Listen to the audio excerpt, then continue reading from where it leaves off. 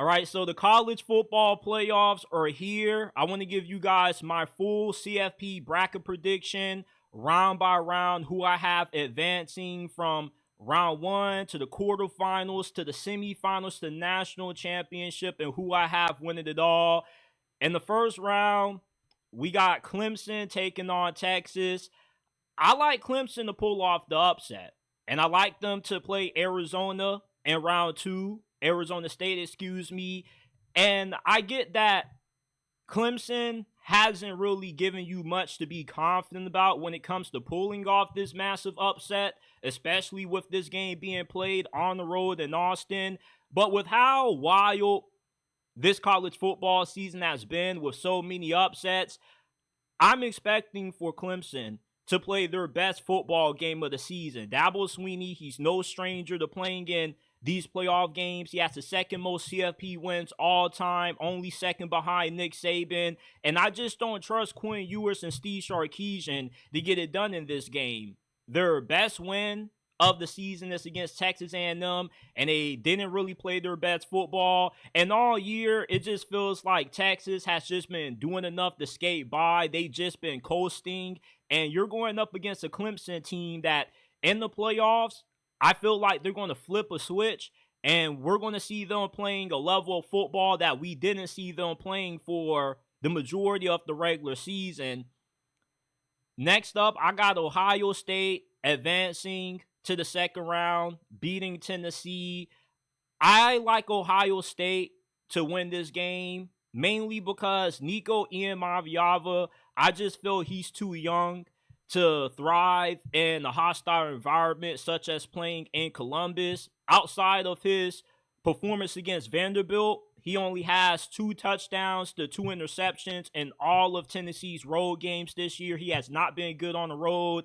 And you're not going to be able to just run the football 30, 40 times with Dylan Sampson. You're going to have to be able to be a little bit more balanced and a little bit more unpredictable. And that's going to involve Nico being able to make some big plays in this game. And Ohio State, despite them losing to Michigan, this is still one of the best teams in college football. You can't define the team based off one win. You have to go off their overall body of work.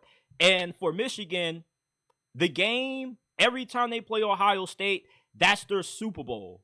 All right? For Ohio State, we've seen them lose to Michigan the last couple of years, and yet when they get into the playoffs, they look like a better team than what they did against Michigan. Remember in 2022 when they got blown out by Michigan, and then they go into the playoffs and they only lose by a missed field goal to Georgia?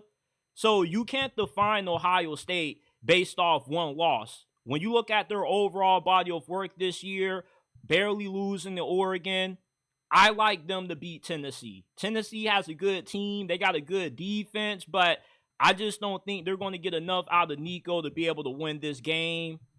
When it comes to SMU versus Penn State, obviously I'm rolling with Penn State. I do like Rhett Lashley. I love what he's built at SMU, but up front, I feel there is a clear mismatch on the line of scrimmage between Penn State's defensive line versus SMU's offensive line. Back in the ACC championship game in the first half, Clemson was having their way with SMU. It looked like they didn't even belong on the same field, and if it wasn't for them rallying in the second half, they wouldn't be in the playoffs right now. And SMU is one of those teams that they are explosive. They do have a lot of speed, but too often, they have a lot of turnover issues. They got drops. They can get a little bit of the penalty bug. So this is just a team that, for them to win this game, they got to not beat themselves. And that's something that they've kind of done all year long. But nobody has been able to make them pay for it because they've been going up against inferior competition as comparison to the amount of talent that Penn State has. And plus, defensively, they're 94th in pass yards per game allowed. And this is a Penn State wide receiving core that low-key came on in the fourth quarter against Oregon. They had Tyler Warren, who's been the most dominant tight end in college football. You got a few other wide receivers who have been stepping up. You got a really good duo of running backs between Katron Allen, Nicholas Singleton. There's just a lot of weaponry that I don't believe SMU is going to be equipped to stop defensively. And offensively, I just don't see them being able to have too much success scoring on that Penn State front.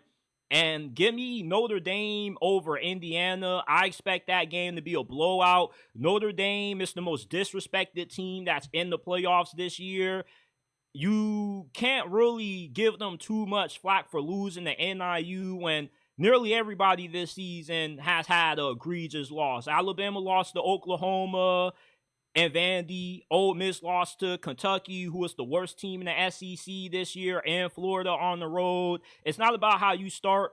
It's about how you finish. And Notre Dame currently has one of the longest active winning streaks among all FBS teams right now. They got a really athletic and lengthy secondary, and I don't expect for Indiana to have too much success throwing the football on that Notre Dame pass defense. I expect this game to look similarly like how Ohio State, Indiana did, because Notre Dame, they just have so much size and so much speed that it's going to be hard for Indiana to match that. Although they are a well-coached team, I just think there's way too much horsepower for the Hoosiers to handle.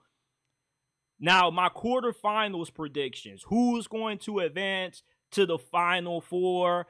You got Clemson versus Arizona State. I like Clemson to win that game, and I like them to go up against Oregon because Ohio State, they did lose by only 1 point to Oregon the last time they played. But the thing is, I think that Dan Lanning is going to end up out-coaching Ryan Day once again. Ohio State has obvious problems up front. They're down a couple of starters on the offensive line. That's been their Achilles heel all season long. And Oregon is playing much better now than what they were the first time they matched up against Ohio State. Plus, they're coming off a first-round bye, which is going to give them an added week of preparation. And I really don't trust Will Howard in the spotlight this. As a matter of fact, he's one of the 5 quarterbacks in this year's playoffs who nobody should trust just because he has bad turnovers at really misfortunate moments. You know, like against Penn State, he opens that game throwing the Penn pick 6. Against Michigan, he wasn't good in that game neither. I just don't think that having a guy like Will Howard really gives you a good chance to make it to the championship game this year with your offensive line not being as stout as what it typically is, and you not being able to be as dominant running the football as what a lot of us thought Ohio State would be coming into this year. Now, we got number 6 seeded Penn State against 3rd seeded Boise State. I'm taking Penn State to win, and I also like Georgia to win against Notre Dame. I'm more confident in Penn State crushing Boise State than I am Georgia beating Notre Dame, only because Georgia, they're not the Georgia team that we've been accustomed to seeing in years past under Kirby Smart. This Georgia team reminds me a lot of last year's Alabama team before Nick Saban retired. That was his best ever coaching job because that team wasn't really all that great talent-wise, and from performance standpoint, they just found ways to win, and that's what Georgia does. So I can expect Georgia being in a close game with Notre Dame, but ultimately I think they pull it off because of how good their defense is going up against a run-first offense in Notre Dame. And in the semifinals, who is going to end up advancing to the national championship? I got Clemson, Oregon, Penn State, Georgia. Most people probably wouldn't have expected for Clemson to be in this game and to make it this far, but if there was going to be a Cinderella team in this year's playoffs, I would pick for that to be Clemson. Clemson kind of has what you look for in your classic Cinderella story. Remember NC State and March Madness a few months ago? That's how I kind of look at Clemson. You know, they lost to South Carolina, but they won their conference championship game, and that gave them a lot of momentum heading into the playoffs. But I don't see them being able to beat Oregon and Penn State. I do feel they are a better team than Georgia, but I don't trust James Franklin against Kirby Smart. So I got Georgia versus Oregon for the national title. You got Kirby Smart going against his former protege. You got the master versus the student. And the last time these two teams faced off a few years back, the season like 2 years ago, I believe, Georgia absolutely crushed and smothered Oregon. This go around, though, I feel that Dan Lanning gets revenge on his former, under his former master, and he ends up beating Georgia, taking out the monster, and Oregon gets their first ever national championship win. Oregon this year, from week 1 to now, they've been the only elite team in college football. They got a lot of speed and athleticism on that defense. They got like superhumans on that side of the ball. And this year's Oregon's team, from what they have up front, kind of reminds me of those 2021, 2022 Georgia teams. And they also got way more elite weapons to work with on the perimeter than what Georgia has. More trustworthy quarterback play as well. If Georgia gets to this point, it's because they've been able to survive in advance. But eventually, that's only going to get you so far when you go up against a team as talented and as well coached as what Oregon is. So I got Oregon winning it all. And these are my college football playoff predictions. This is my bracket. Leave your thoughts on who do you have winning it all, and what are your playoff predictions. Drop your bracket down in the comment section down below.